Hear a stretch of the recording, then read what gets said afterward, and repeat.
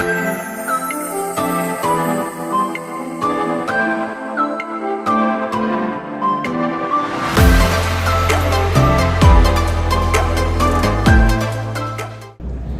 guys, selamat datang di podcast kelompok 4. Teman-teman, nama aku Aisyah Tri Ramadhani. Nah, kali ini kita akan membahas sesuatu yang menarik, yaitu mengenai smart farming atau pertanian cerdas. Sebelum kita mengetahui lebih lanjut tentang apa sih itu smart farming, kita sapa dulu nih kakak-kakak narasumbernya. Halo kak. Hai. Oke, kita perkenalan satu-satu dulu ya dari kakak ini. Perkenalkan, nama aku Esther Natalia. Saya di sini merupakan narasumber. Aku Putri Angelika Rodean Purba sebagai narasumber.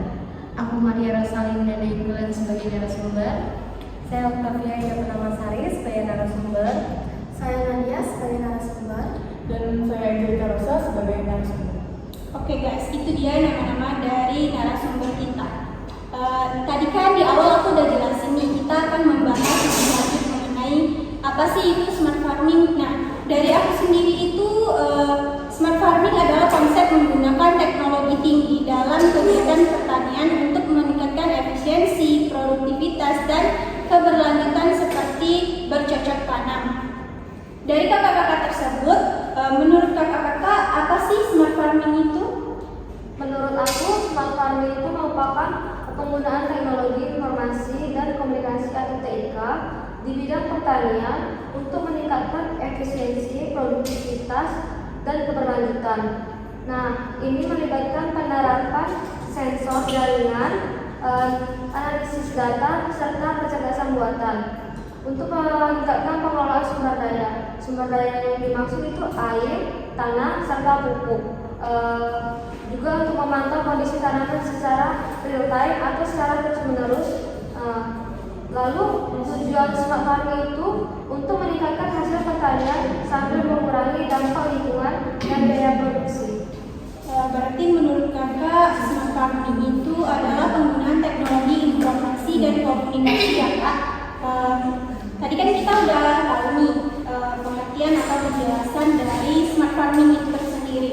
Pasti ada dong manfaat ekonomi dari menerapkan smart farming baik bagi para petani maupun konsumennya. Itu apa ya? Terkait dalam manfaat itu banyak ya, seperti peningkatan produktivitas. Smart farming memanfaatkan teknologi seperti sensor, drone, dan analisis data untuk memantau dan mengolah tanaman secara lebih efisien. Hal ini juga dapat meningkatkan produktivitas pertanian, sehingga para petani dapat menghasilkan lebih banyak lagi tanaman dengan biaya yang lebih rendah. Dan selanjutnya itu ada seperti pengurangan biaya produksi. Dengan menggunakan teknologi yang tepat, smart farming ini dapat membantu mengurangi biaya produksi. Seperti yang saya jelaskan tadi, biaya produksi ini seperti pengurangan penggunaan air, pupuk, dan pestisida. Ini juga dapat membuat para petani dapat menghemat biaya produksi dan meningkatkan margin keuntungan dalam pertanian mereka. Kan di Indonesia ini banyak nih para petani yang belum mengetahui manfaat besar dalam penggunaan konsep smart farming. Nah, jika para petani banyak mengetahui konsep dari smart farming ini, pasti banyak nih, dan pertanian Indonesia juga akan semakin lebih maju. Seperti itu yang saya ketahui. Berarti manfaat dari menerapkan smart farming baik bagi para petani maupun konsumen itu banyak juga ya kak. Misalnya seperti yang kakak bilang tadi tentang peningkatan produktivitas dan pengurangan biaya produksi. Mungkin dari kakak-kakak yang lain ada jawaban lain tentang apa sih manfaat ekonomi dari menerapkan smart farming baik bagi petani dan konsumen itu sendiri kak? Kalau dari aku, manfaat tambahan dari penerapan smart farming yaitu smart farming dapat meningkatkan efisiensi. Dengan adanya smart farming dapat membantu para petani untuk mengoptimalkan penggunaan sumber daya seperti air, pupuk, dan pestisida dengan memantau dan memprediksi tanaman secara real time. Hal ini dapat meningkatkan efisiensi produksi dan mengurangi biaya produksi. Selanjutnya, dengan adanya smart farming ini dapat membantu menciptakan sistem pertanian yang lebih berkelanjutan di masa yang akan datang. Smart farming juga dapat mengurangi risiko kerugian akibat serangan hama atau penyakit pada tanaman. Berarti itu ya Kak, manfaat ekonomi dari menerapkan smart farming baik bagi petani maupun konsumen. Tadi kan kita udah ngomongin tentang pengertian dan juga manfaat. Pasti ada dong teknologi yang digunakan dalam smart farming itu tersendiri. Nah, teknologi apa aja tuh Kak yang bisa digunakan dalam smart farming ini? Tentunya banyak ya teknologi yang mendukung smart farming tersebut. Bisa kita lihat yang pertama contohnya itu Internet of Things atau IoT. Konsep Internet of IoT itu termasuk cara untuk bercocok tanam yang mengandalkan bantuan teknologi tanpa memerlukan interaksi antar manusia, Pak. Lalu yang kedua itu ada sensor monitoring. Nah, sensor ini digunakan untuk mengukur kondisi kelembaban tanah. Maksudnya mengukur kelembaban tanah itu sebelum melakukan penanaman, maka itu akan dicek kadar pH-nya. Kenapa dicek? Misalnya terdapat pH yang asam, maka itu akan dinetralkan sehingga petani boleh dapat menanam komoditi tertentu. Dan ada juga sistem pemantauan tanaman berbasis citra. Teknologi citra digital digunakan untuk memantau kondisi hama yang terdapat di tanaman sehingga dapat mengetahui apakah tanaman tersebut sehat atau memiliki penyakit, Kak. Dan juga ada robot automasi, Kak. Sistem robot ini digunakan untuk dapat meningkatkan produktivitas serta menghemat pemakaian tenaga kerja. Berarti teknologi utama yang digunakan dalam smart farming itu ada Internet of Things atau IoT, lalu sensor dan monitoring, sistem pemantauan tanaman berbasis citra, dan juga robotika dan otomatis. Nah, ada juga nih Kak yang saya ketahui yaitu analitika dan data dan kecerdasan buatan. Apakah itu termasuk dari teknologi yang digunakan dalam smart farming itu Kak? Untuk analitika data dan kecerdasan buatan itu juga termasuk dalam teknologi smart farming, Kak. Karena data yang dihasilkan oleh sensor dan sistem monitoring dianalisis menggunakan kecerdasan buatan untuk memberikan wawasan yang lebih baik kepada petani. Seperti prediksi cuaca, rekomendasi pemeliharaan tanaman, dan optimisasi penggunaan sumber daya, Kak. Berarti analitika data dan kecerdasan tadi termasuk dalam teknologi yang digunakan smart farming ya Kak. Oke, pertanyaan selanjutnya dari beberapa pertanyaan yang sudah saya ajukan tadi, pasti ada dong efek-efek dari smart farming itu. Pasti ada efek positif dan negatif dari implikasi smart farming terhadap lingkungan hidup dan kesehatan masyarakat itu. Izin menjawab, seperti yang kita ketahui, semua sistem atau program yang ada pasti memiliki dampak positif maupun negatif. Tidak terkecuali implikasi smart farming ini terdapat juga efek positif dan negatif. Efek positif yang dapat dirasakan, smart farming diharapkan mempermudah penggunaan sumber daya secara efektif, termasuk air, pupuk, dan tenaga kerja. Smart farming juga diharapkan memperbaiki kualitas produk dan mengurangi resiko kerugian akibat serangan hama atau penyakit tanaman.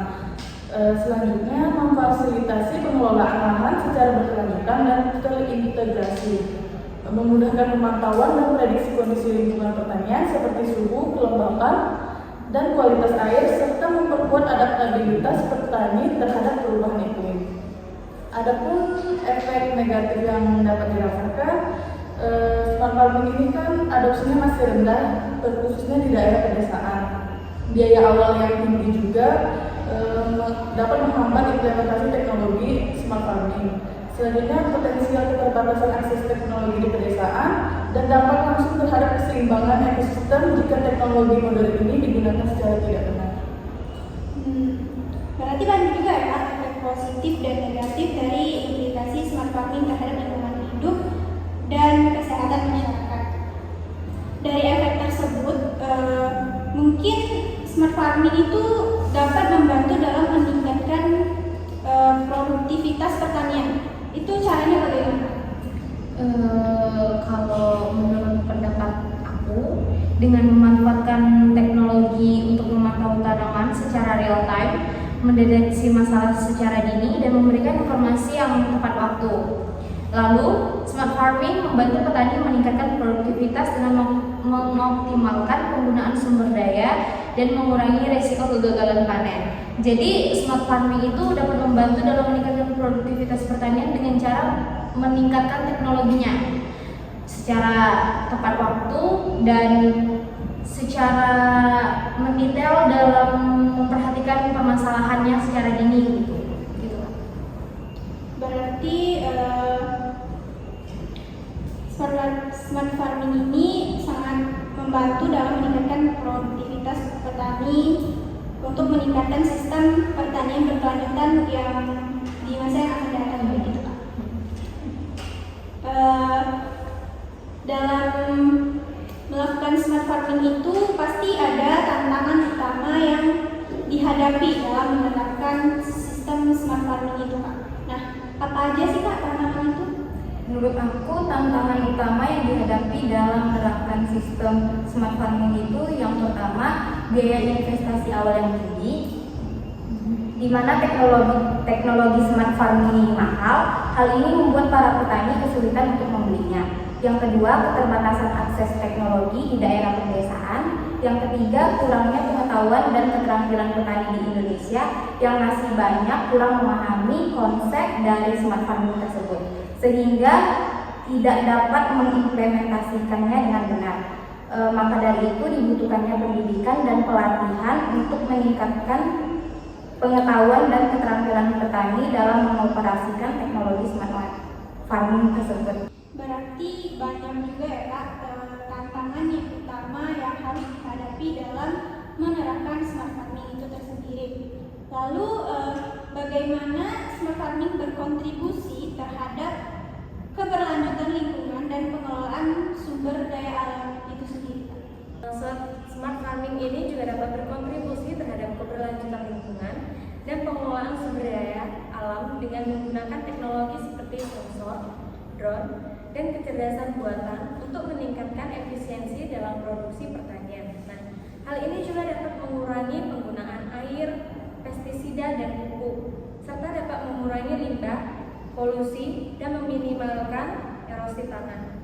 Dengan memantau tanaman secara real time dan menggunakan data untuk mengambil sebuah keputusan, smart farming ini juga dapat membantu meningkatkan sebuah produktivitas pertanian sambil meminimalkan dampak negatif terhadap lingkungannya tersebut.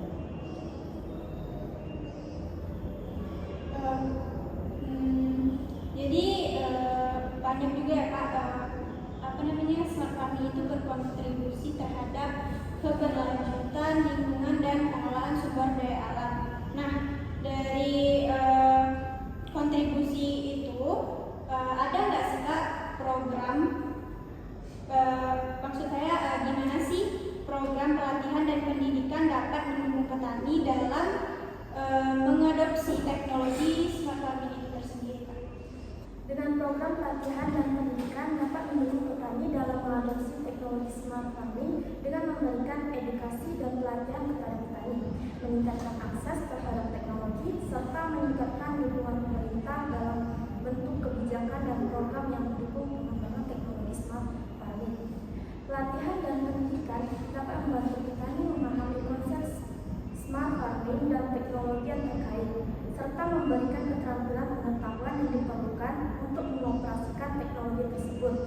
Selain itu, program pelatihan dan pendidikan juga dapat membantu petani dalam memahami manfaat potensi penggunaan teknologi smart farming, seperti peningkatan efisiensi dan produktivitas pertanian, pengurangan dampak negatif terhadap lingkungan, dan peningkatan kualitas produk.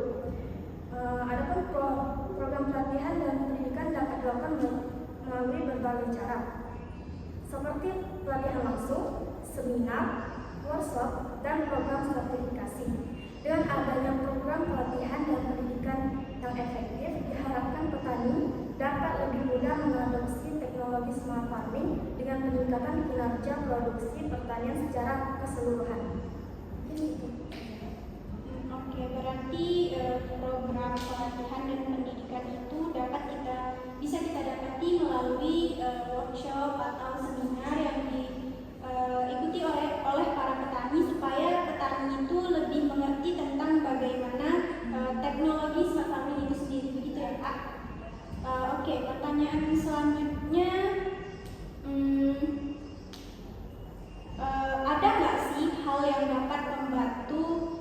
meningkatkan ketahanan pangan global dan mempengaruhi kelaparan di dunia dari smart farming itu? Aku mau menjelaskan tentang ada nggak yang membantu meningkatkan ketahanan pangan global dan mengurangi kelaparan di dunia? Ya, ada smart farming. Dengan menggunakan teknologi seperti Internet of Things atau IoT, sensor dan analisis data dapat meningkatkan efisiensi dengan produksi pertanian. Hal ini dapat membantu meningkatkan ketahanan pangan global dan mengurangi kelaparan di dunia dengan beberapa cara. Untuk yang pertama, yaitu peningkatan produktivitas.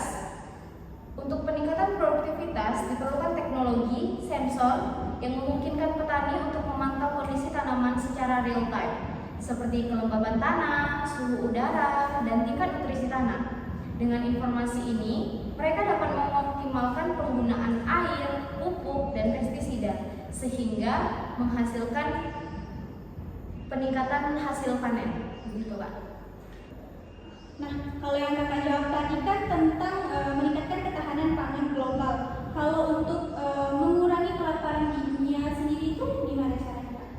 Itu dengan cara mengoptimalisasi penggunaan sumber daya, yaitu dengan memanfaatkan data tentang kebutuhan tanaman dan ternak, serta kondisi lingkungan. Petani dapat mengurangi pemborosan sumber daya seperti air dan energi.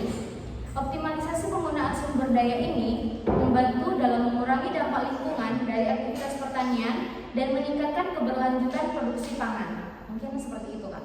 Nah, kalau itu kan untuk optimalisasi penggunaan sumber daya alamnya, Kak. Kalau untuk akses ke pasar globalnya sendiri gimana? Kalau untuk akses ke pasar globalnya itu yaitu melalui platform digital. Nah, itu petani dari berbagai belahan dunia bisa mengakses dan dapat terhubung dengan pembeli dan distributor global secara langsung. Ini membuka peluang juga untuk meningkatkan akses pasar dan mendapatkan harga yang lebih adil untuk para petani. Seperti yang kita ketahui, di pasar biasa kan petani banyak mengalami kerugian kah atau penurunan harga kah untuk pasar tradisional gitu. Jadi pembeli banyak yang menawar atau apa gitu. Jadi kalau di platform digital mereka memberikan harga yang pasti dan pembeli pun tidak bisa menawar atau menegosiasi untuk harga tersebut. Jadi dengan menerapkan smart farming kita dapat meningkatkan efisiensi produksi pangan secara global, mengurangi kerugian hasil pertanian dan memastikan ketersediaan pangan yang cukup untuk mengurangi kelaparan di dunia. Mungkin seperti itu. Oke, berarti platform digital ini seperti pembelian online gitu kan, Kak? Jadi memudahkan petani untuk Iya, seperti kayak supermarket gitu. Nah, jadi kita bisa beli dari online, dari misalnya dari handphone aja kita udah bisa beli kebutuhan bulanan itu melalui handphone aja. Jadi harganya udah tertera dan kita nggak bisa bernegosiasi lagi.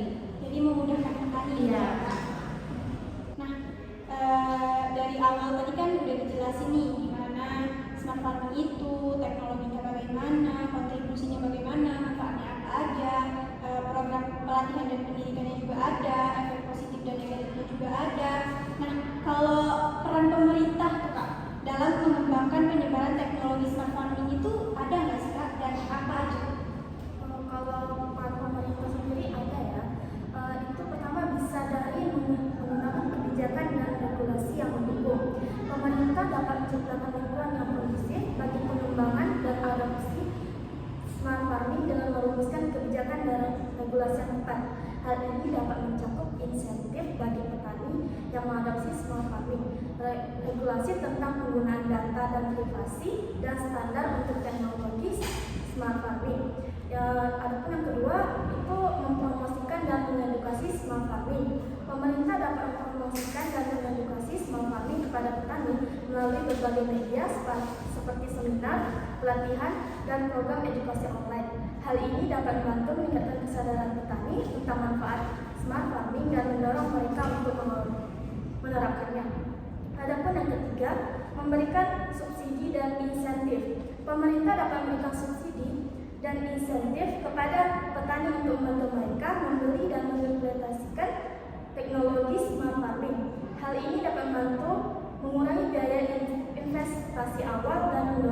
adopsi smart farming oleh petani kecil. Adapun yang keempat, mendorong penelitian dan pengembangan. Pemerintah dapat mendorong penelitian dan pengembangan teknologi smart farming yang tepat untuk kebutuhan petani di Indonesia. Hal ini dapat dilakukan dengan mendanai penelitian, membangun kerjasama dengan universitas dan lembaga penelitian, dan mendorong transfer teknologi dari luar negeri. Adapun yang terakhir itu yang kelima, membangun infrastruktur digital. Pemerintah dapat membangun infrastruktur digital seperti jaringan internet dan pusat data di daerah pedesaan untuk mendukung penerapan smart farming. Hal ini akan membantu peningkatan akses petani terhadap teknologi dan informasi. Berarti peran pemerintah dalam pengembangan dan penyebaran teknologi smart farming ini banyak banget ya Kak, dan kurang lebih juga sama tadi dengan program pelatihan seperti seminar dan workshop dan lain sebagainya itu, begitu kan Kak? Oke, tadi kan udah banyak banget nih yang kita bahas tentang smart farming, teknologi, kegunaannya, dan kontribusinya. Yang nonton juga pasti udah pada ngerti kan sedikit demi sedikit. Ini pertanyaan terakhir Kak, bagaimana nih kita sebagai mahasiswa pertanian dapat berkontribusi dalam mendorong adopsi smart farming di masyarakat? Ya, mahasiswa sebagai generasi muda memiliki peran kunci dalam menjadi agen perubahan dan menghadapi tantangan di dunia pertanian yang terus berkembang.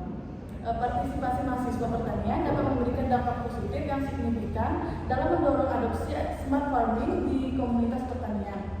Seperti yang sudah dijelaskan sama Kak Nadia sebelumnya, mahasiswa dapat mengadakan pelatihan dan sesi edukasi untuk petani lokal. Mereka dapat menyampaikan pengetahuan tentang teknologi smart farming, cara menggunakannya, dan manfaatnya dalam meningkatkan produktivitas pertanian. Lalu kan banyak juga nih Kak mahasiswa yang pintar di bidang teknologi.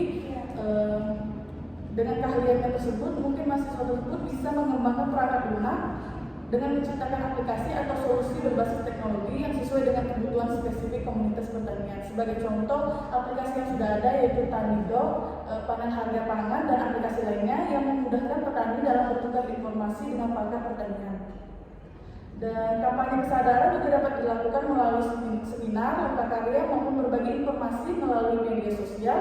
Mahasiswa dapat membangun kesadaran dan meningkatkan minat petani terhadap teknologi smart farming ini. Dengan melibatkan mahasiswa, pertanian secara aktif dalam mendorong adopsi smart farming dapat membawa manfaat ganda yang dimana tidak hanya membantu petani lokal memahami dan mengadopsi teknologi modern, tetapi juga memberikan pengalaman praktis yang berharga bagi mahasiswa pertanian untuk mengembangkan keterampilan mereka.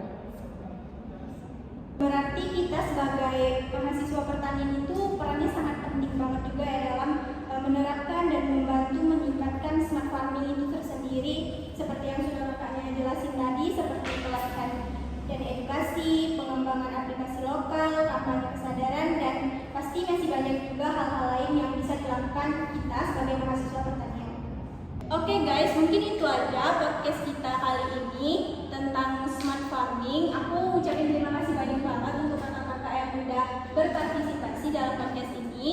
Cukup sekian dan terima kasih. Semoga kita bisa ketemu lagi di lain waktu. Dadah!